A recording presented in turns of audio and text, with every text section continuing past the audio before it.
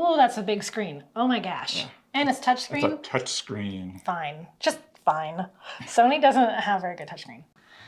Hey everyone, Monique here. Welcome to Silver Paw Studio. And you know me as the Sony girl all the way. So why is all this Nikon gear sitting in front of me? Ooh, have I switched systems? Okay, no, I haven't. Come on in. We have special guests in the studio today. Guess who it is? You guessed right. Hello. Come on in. Hello. Hello. Frank's here. Yep. Yay. I have not switched from Sony. No. Now, I used to be Nikon. That's true. Way back in the day, I was Nikon. For whatever reason, I switched to Sony. But Frank loves Nikon, yes, as you can see. And we knew that some of you, more than likely, also use Nikon cameras. He just got a new one. So we really want to tell you about it and how he's been using it for his pet photography, because you all know him a lot of times as the person with me at my shoots, but he's also a pet photographer with his own company. So he needs this for a variety of reasons, and different than what I would do, right? So, Frank, tell us about, I have some notes here too, kind of like a little bit of your background we can see here. Yeah, it's through digital cameras through the ages. Oh, okay, so these are all digital. Got it. No, okay. They're all digital. Okay. And just to start off with a disclaimer, Nikon doesn't pay me to do any of this stuff, doesn't donate any equipment, but Nikon, if you're listening, give me a call. That's right. So it started out years ago. I had a small 35mm camera from, I forget which one it was, but it was a little small, took full frame 35mm film. It was great until it died. Oh. So then it was like, okay, I guess I have to go to a digital camera. Ah, yes, that moment. Get away from film. So, searching around, and then I was on a website called DP Review, Digital Photography Review. They review everything, lenses, cameras, everybody's. Yeah, they're still around. Yeah, they are. Yeah, they're great. And so I saw on their site that they recommended the Nikon D40. Oh, it was highly recommended. It's only 6 megapixels, but by today's standards, that's really tiny. But they highly recommended it, and at the time, the professional level Nikons were only 12 megapixels. So that's true. Yeah, yes. So it's just the technology wasn't too bad, and I've had this camera for years. I used it for all sorts of things. It was quite the experience to get a digital camera. It's like, oh. Let's see. I mean, this is my film. Right? And I can look at what I'm shooting right then and there, and I can process it at home myself. I can process color myself at home in the comfort of my my home office in front of my computer. It was like, it just blew my mind, actually. Like in broad daylight? You don't need to be in a dark room with chemicals? Yeah, it's like smelling all those chemicals and, it's doing black and white, so. We might be dating ourselves. Yeah, it's okay. It's okay. But anyhow, so it was quite the experience to move into the digital realm. And even though it's 6 megapixels, I was still able to print 11 by 14 prints without any problems. I actually had somebody kind of look and asked me how pixel count on the camera. I said 6, and he took off his glasses and looked really close at the print, trying to find any pixelation, but didn't see any. So must have been a photographer. Yep. Yeah, like, oh, look at that. So, and so from there, I went to the D7100. What a difference! Nikon came out with the 7000 series. Started with the 7000, 7100, 7200. I think it's up to 7500 now. So I got this when they came out with the, I think it's 7200 or 7500, because I discount the older model. So, and I've used this one for years and years and years, and it's definitely a step up. Yeah. 24 megapixel sensor, dual card slots. It does video in addition to stills. So with the dual card slot, I can configure it so that one card gets the still images and the other one gets the video, just to keep things straight. Yeah. So I'll show this upper camera too. Like, look how different these are. Like, this has some heft to it. Like, it's a big difference. Like, these need bigger batteries, right? Yeah. That's awesome. And you have used this a yeah. lot. A lot. A lot. Yeah. Yeah. I love the configuration of Nikons on the back. Yeah. Yeah. And the thing that really got me when I first held the D40 was it fit. The ergonomics of these are just, it just took it out and it just fit. Yeah, I miss that. Moving along, as technology advances, it became obvious that Nikon was putting more and more of their effort into mirrorless, which is another technology leap. And I see they started to discontinue some of the other DSLR lenses, like this one that I bought, and there was another lens, a macro lens that I have that I really like, that they're discontinuing that one. So kind of like the writing was on the wall that, mirrorless is going to be the thing where they're going to put all their emphasis. And also, I think the D500 are discontinuing too. Oh, really? Oh, yeah. Okay. And one of the features that I found that the 7100 has is there are two user-defined settings. So you can, so I have it set up so that one is for natural light setup, and the other is for flash. I do a lot of event photography for various organizations in Fort Collins, and I do a lot of their photographs their events, and so I'm going from natural light to flash and going back and forth. So being able to just kind of click back and forth with some very simple adjustments. Yeah, that's great. Is really kind of neat.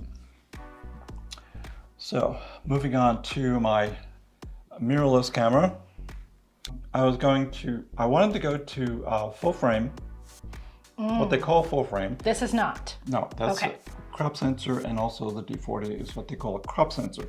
The actual physical sensor is smaller. Right. The full frame, the sensor is the size of a 35 millimeter film. So you get more, it's just a bigger sensor, you get more light coming in with a similar pixel count between the Z6 II and the D7100.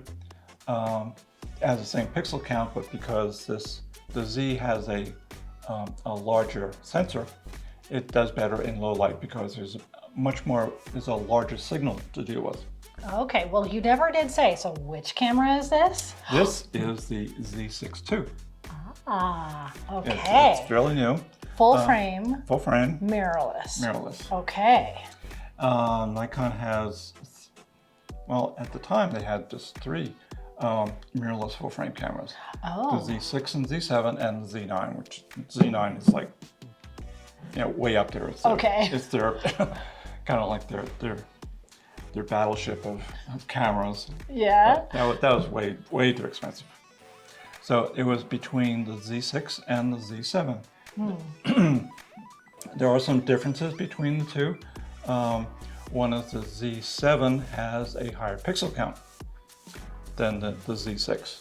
And so that was one of the things I looked at, and I realized that I would do better with the lower pixel count with a little better low light capability than Okay. the Z7. The Z7 would be great if you're doing wildlife photography, because the resolution is a lot higher, and typically you don't have low light conditions when you're photographing wildlife. Depends, but yes. Typically, to be quite honest, it's pretty amazing the video capabilities of the Z6. So I'm going to set all these aside for a sec, because we've done this. We've done the history, right? Okay, so let's like totally focus on the Z6 now. I'm so excited. Okay. It also has a dual card slot. Nice. One card slot is this new SF Express card. Ooh, the Express one. Yeah. And then the other one is the regular card. Yeah, the SD, yeah. SD card. Yeah. Nice. Now, I thought Nikon had a camera, but they got a lot of flack because it only had one card slot, Yeah, didn't they? I think that was a Z6. Oh, this is a The Z6 Z6 II, right? Okay. which is an updated version. They added a Gotcha. second card slot and Okay. a few other things. Again, in comparison with the 7100, this has a number of user-defined settings, but this has 3 instead of 2. So again, I have one is for natural light, second one is for flash, and the third is for video. Oh. So if I want to shoot video, it's very simple. I switch this to F3. It takes care of most of the menu settings, and also on the back, switch it to video, and I'm off and running. And then I can switch back.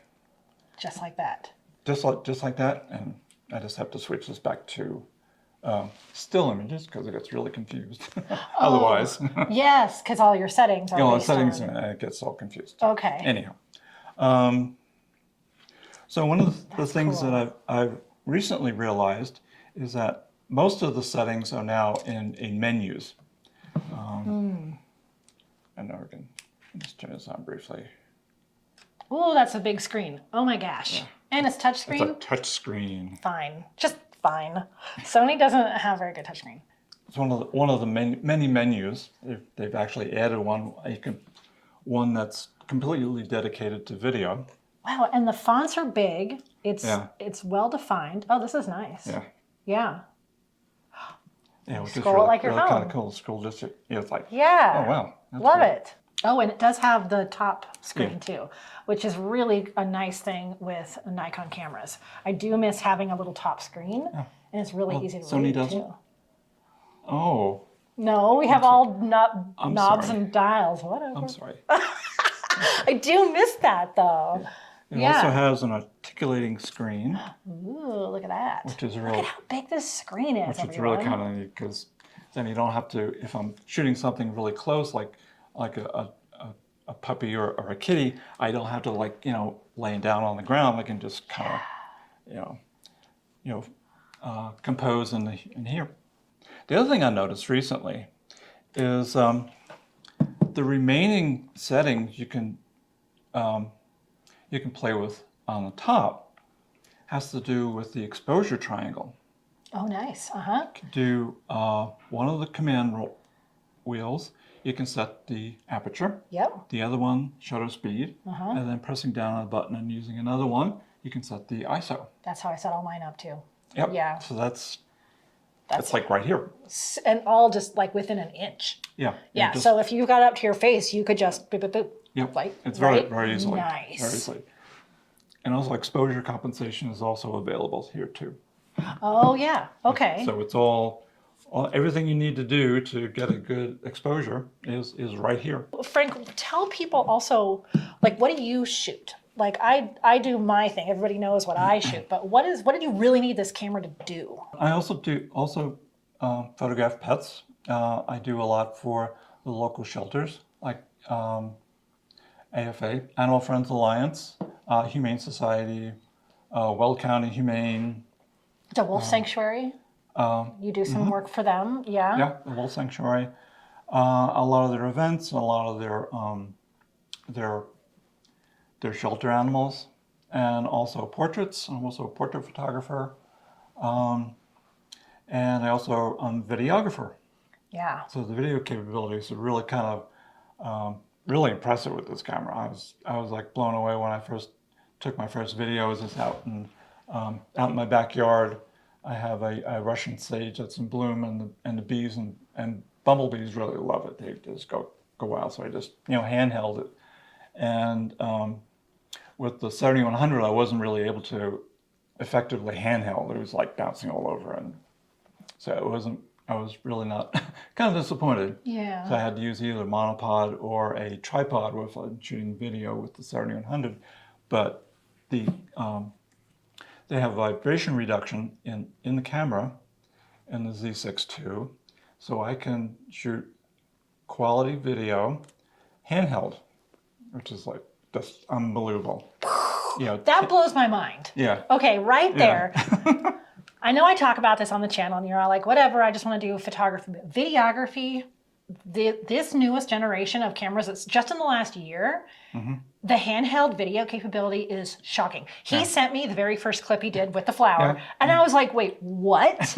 What right now? Because we've been drilled into us. You have to be on a stick to do video. You do not have to for everything. Yeah.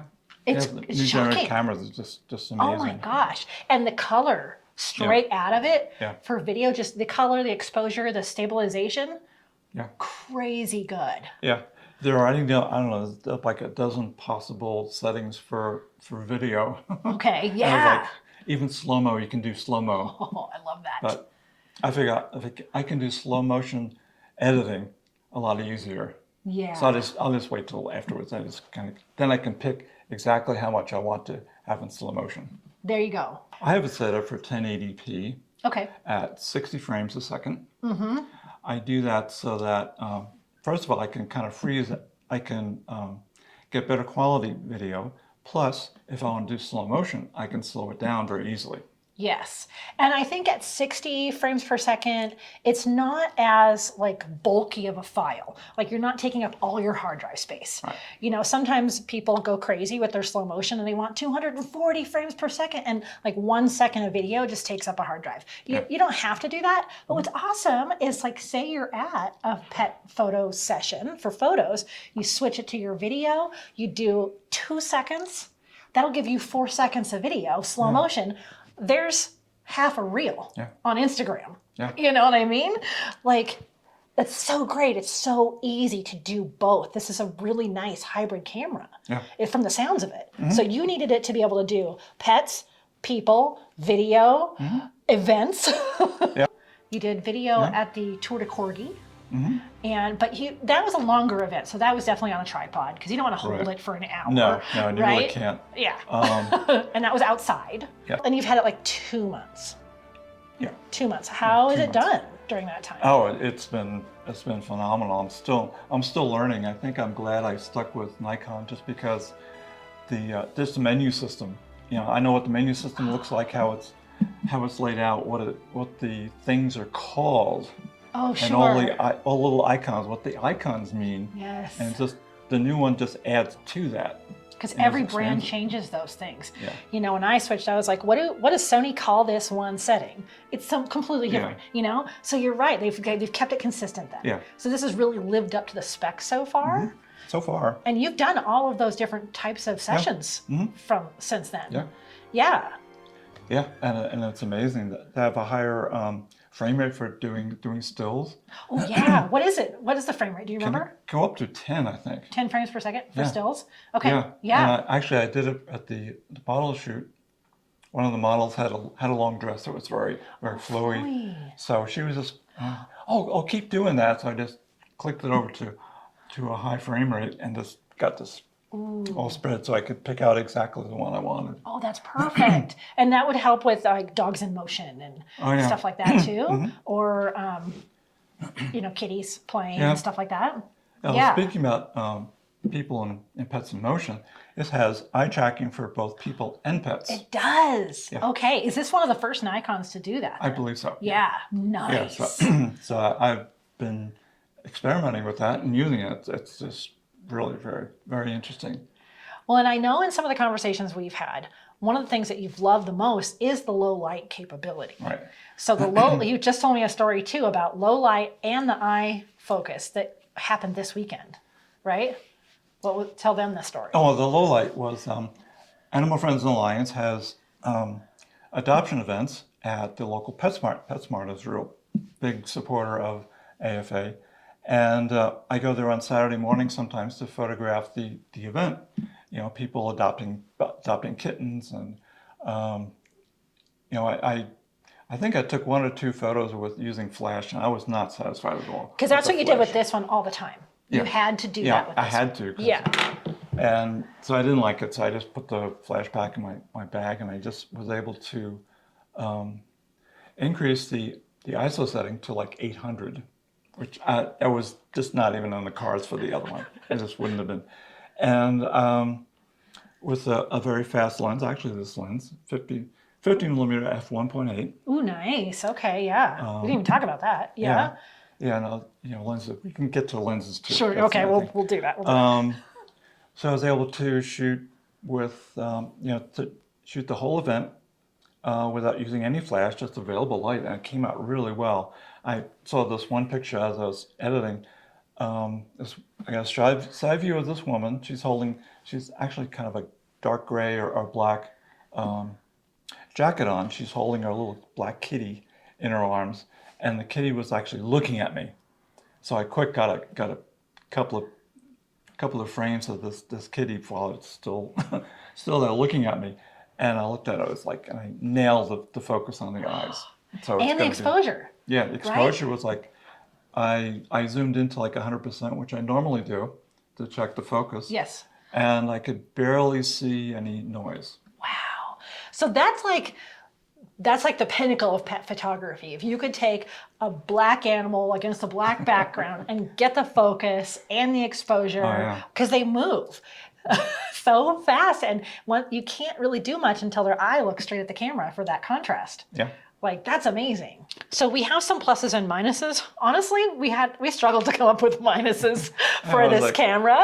Yeah. Oh, there was one thing about shooting video with the mirrorless cameras. It's battery life. Oh boy. Yes. Yes. That is kind of a Good point. They also get warm. Yes. I was able to shoot the Nikon with all the video, and it didn't overheat. Oh, good. It did get warm. It didn't. Okay. And I did end up using a second battery because it just sucks the battery dry. Yeah. And one thing I found out about this camera, the new ones, is that it doesn't like third-party batteries. Okay. Good to know. Get Nikon brand batteries for your Nikon they're expensive. camera. They ain't cheap, but they just last forever. So I actually use a third party in my 7100, which doesn't seem to object to it. Okay. So that's good to know. That's fine. Yeah. So I don't get them mixed up. Think, oh, I have a spare battery, and find out it's off-brand, and Darn it. I don't have any battery left. Yeah. Let's talk about the lenses for a second. I don't know if you brought it. Yes. You did. Yes, Okay. I did. So this is a newer model, and it's a new endeavor for Nikon. Right. So if you have a ton of old lenses and you want to use them, how can you use the lenses from your old cameras? What I did was they have an adapter. Okay. This is the FTZ2. Okay. I read where the FTZ1, the first one that came out, had some problems. It didn't quite work with all the lenses. So they've come up with version 2, which works really well with the zoom lens that I have. It's 16 to 80. I've used this like forever, and it's kind of like my go-to lens. And so the mounts are different. Yeah. So you can't just slap any lens on back and forth between these unless you have one of these. Let's see. Yeah. You line up the white dots and click.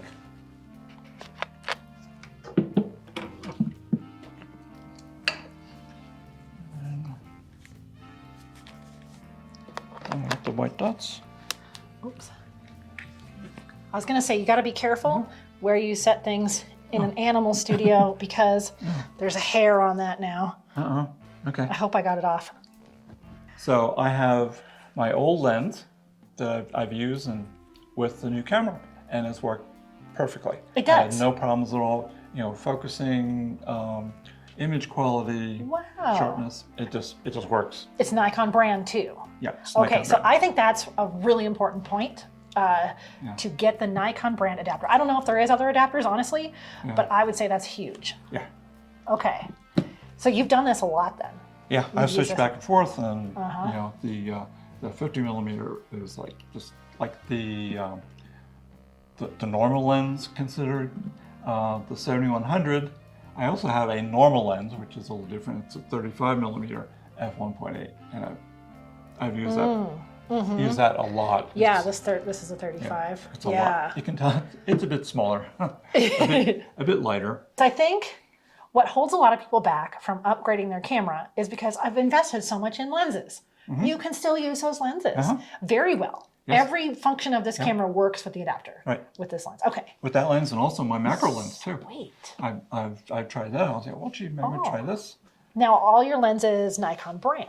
Yes. Okay, so that makes a difference too. Yeah. I would think if you're using a different brand, then the adapter may not, you know, Yeah, it's like your- anything else, Yeah. you know. Your mileage may vary. Your mileage may vary, exactly. Okay, well that's really good to know because you have a variety of lenses. You've had Nikon forever, Yeah. right? Oh, Yeah. wow.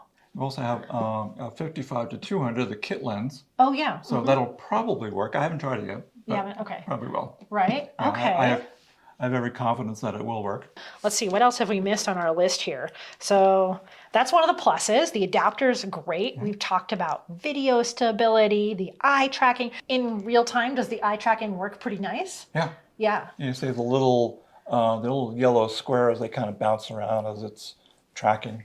Okay. Which is kind of neat to see. Like, oh, look at that. Yeah, and it's percentage-wise. I know you haven't had this camera long, but do you think it grabs the eye, you know, 80% of the time, 90%, 60? Probably 80%. 80%, okay.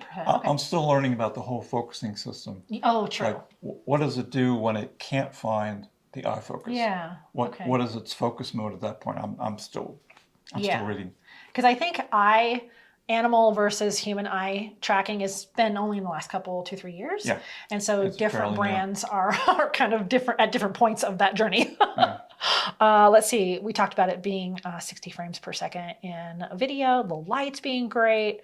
And, you know, he cringes when he says ISO 800, Yeah.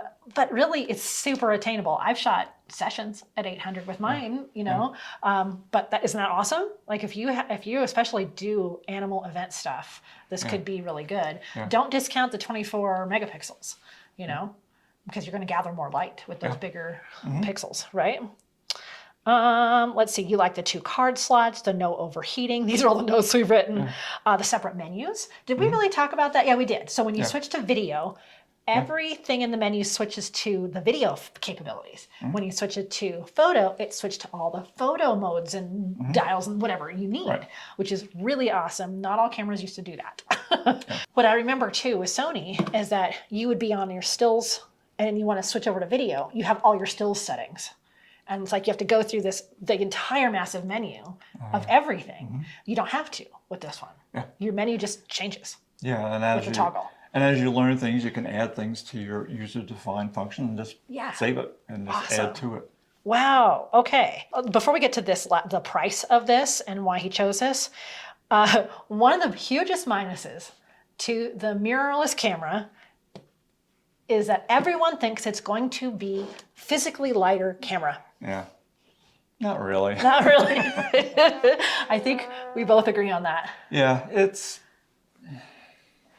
actually it's slightly heavier, I think. Yeah. I did a weight comparison between the two, and it's the body is a little lighter, Okay. but the lens is a little heavier, so it kind of Right. pretty much washes out. Well, and I think a lot of people end up getting the battery grip for the mirrorless because it takes so much battery. So you're really not saving anything then. Yeah, especially battery grip. That is. Now it looks like it's going to be this huge weight difference because if you look at the size, right? Yeah, but it's so much not. smaller. It's really not. So we get that question a lot. Like, I think I'm going to switch to mirrorless because it's just going to be a lighter kit. And it's not. No. I'm sorry. Unless you're going to a crop sensor. Like if you want a mirrorless crop sensor, I haven't done any research on that, but that's my only thing I think that could be. Yeah, could be. and Nikon's come out with a number of crop sensor mirrorless. Yeah, and crop sensor lenses can be a little bit smaller and lighter, I guess. Yeah. But once you adapt all of your nice lenses, it's the weight's in the lens. Yeah. It really is. Yeah, it's Yeah. just a big hunk of glass. Yeah. Compare these. This is the normal lens for the crop sensor, and this is the normal lens for the mirrorless. Oh yeah, so it's bigger. Yeah. Yeah. So the negatives on this particular camera is it's not lighter, but that's kind of industry-wide. Yeah. You don't want to use third-party batteries, which is not a big deal overall. Yeah. It actually gives you an error message. Oh, good to know. You cannot turn it on. Don't save you 20 turn it bucks. on, it says, nope, can't use it. Yes, splurge on the extra $20 or whatever it is. For a lot of these newer cameras, a CF Express card, its capability is great, but they're very expensive. Yeah. They're really Yes, expensive. especially the big ones. I got the 64 gig Yeah. because that seems to be all I really need. I don't need the really high ones, and that was like $100, I think. Yeah. or 94, 95 for the CF Express card. I've looked at them 500 and up. They're very expensive, but which is nice. You don't have to use that. You can use SD. So, right? Yeah. Yeah. And then the other downside that's not really a downside for what Frank uses it for is a 24 megapixels. Yeah. And so for some people that could be a downside. If you're doing landscape or you tend to crop in a lot, that kind of thing. Yeah. So that could be a downside. Wildlife, I know you kind of... I do a lot of wildlife. With the big... Yeah. Big lens. Oh, I got this little... I know. Okay. So we really had to like dig to get those 4 minuses, really. Yeah. Because one of the things is we're going to put the price as one of the positives. Yeah. Because at the time, summer of 2022, you could get it was this lens, Yeah. the 50 mil 1.8, Right. and the adapter, and the body. And the body. I looked it up, or you looked it up, $2,300. That's it. Yeah. Your whole entire kit. Especially if you're a natural light photographer, you could get this lens, adapter, camera, to a 1 battery even if you're not doing video, and you're ready to walk out the door for clients or shelters or anything for $2,300 bucks, which is incredible. I think that's a plus. Maybe to you it's not, but in the range, there's a huge range of prices for these mirrorless digitals. Yeah. Yeah, like the top of the line, the Z9 from Nikon, I think it was like $5 or $6 grand just for the body. Oh my gosh. I know. Maybe, yeah. but, we saw a video for a new Hasselblad and it was $8,000. And it was like their lowest price one. Yeah. And it's like a 100 megapixel sensor. Maybe. So they range so much, but for pro level, or if you're really seriously doing a lot of shelter volunteer stuff, especially low light, and a lot of shelter stuff, they don't need huge photos. They want something they can put on their adoption page right now. Yeah. Don't you think? Yeah. Social media, I usually, when I give people images, I give them a high resolution and a low resolution for social media. Yeah. Because, 72 dots per inch is fine for putting on your Facebook page. Oh, yeah. So this could be the perfect setup for you. It could be your perfect setup, especially if you're going from maybe not mirrorless or a little bit older one, something like that. This could be your very first mirrorless Nikon. Yep. I think it's a really nice option. Yeah. Yeah. And I would venture to say too, there are some shelters that as they build, they're looking to add a camera to the shelter. This could be a really good option. I know it's a little more expensive than they typically want to spend, but it'll do everything for them. Yeah. Yeah. From events to intake. Yeah. I really do think so. Yeah. When I go to the Animal Friends Alliance shelter to photograph the kitties in the shelter, I just take the 50 millimeter lens. Yeah. I mean, that's all I need. I don't need the zoom lens because I'm like right there in front of them. Yeah. Oh, you've had to redo calculations then. Because if you want a crop sensor and you're using a 35, it's like a 50 on a crop sensor, but it's actual 35 on that. Oh, so that's kind of nice. So a 50 on the crop sensor would have been a little too close, maybe. I think so, yeah. Yeah, yeah. So, but it's perfect for this. Yay. Yeah, it works out really well. Especially, f1.8, a lot of times there'll be enough sunlight coming in so I can shoot in natural light. Yeah, because I have that big window in the options room. Yeah, which is really kind of nice. It is. Yeah. Because some of the kitties are kind of scared of the flash and everything.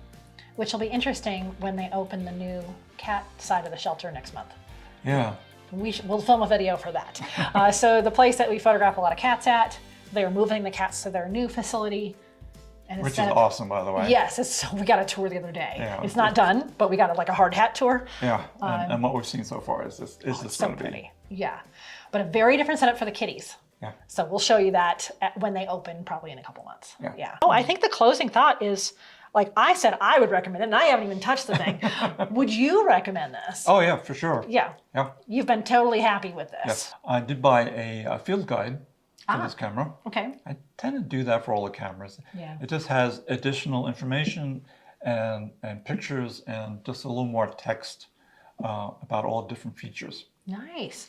And I'll put in the link to this video, a link to this equipment and that field guide. If you want to go check it out yourself, I'll put some links in there for that. And also in the comments, if you have questions for Frank, type them. And I'll pass them on to Frank if he doesn't see them, and we'll answer your Nikon mirrorless questions, especially specifically the Z6ii. Did I get it right? Yeah. Z6ii, especially that one. Yeah, and these are all my opinions about yeah. this, so, you know, if you have a different opinion, that's fine. Oh, I'm yeah. entitled to it. Yeah. But, you know, Yeah. no trolling, please. Exactly. Like, I think Nikon, Sony, Canon, they're all awesome. It just, you have to look at how you use them and what you're used to. Yeah. Yeah, that's really it. You know, I was comfortable changing systems completely a few years ago, and you wanted to keep the same one, and there's pluses and minuses to all that. Yeah, it's just, for me, it's like historic. You know, Nikon, you know, way back in the day, if you're shooting 35mm film as a pro, you more than likely had a Nikon. Ah, okay. You see photojournalists with like 2 or 3 Nikons dangling from their necks with different lenses and stuff. And it was just, you know, the gold standard, I guess, and 35mm film. Yeah. So there you go. That's Frank's new camera.